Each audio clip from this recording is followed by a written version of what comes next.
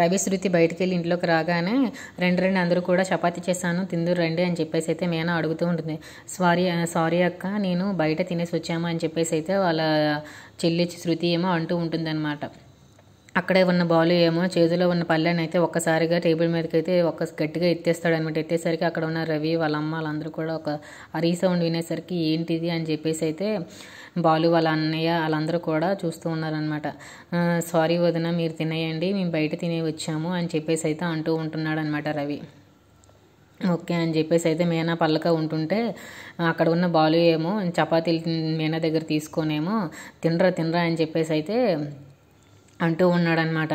మీకోసం అని చెప్పేసి రోటి పచ్చడి చేసింది అని చెప్పేసి అయితే బాలు అంటున్నాడు. మీరు ఇప్పుడు తినను అంటారా అని చెప్పేసి అయితే రవికేమో ఫోర్స్గా చపాతీలను అయితే కూరేస్తూ ఉన్నాడనమాట.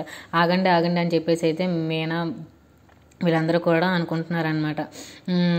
ఆగండి ఏంటి ఇలా చేస్తున్నారు అని చెప్పేసి అంటే అక్కడ ఉన్న శృతి ఏమో షటప్ అని చెప్పేసి అయితే అంటూ ఉంటుంది. అవి తీసుకెళ్ళి డస్ట్బిన్లో పడేయండి అని చెప్పేసి అయితే అంటూ కోపంగా మాట్లాడుతూ ఉంటుందన్నమాట. వాళ్ళ ఆయన నోట్లోకి కూరేస్తుంది.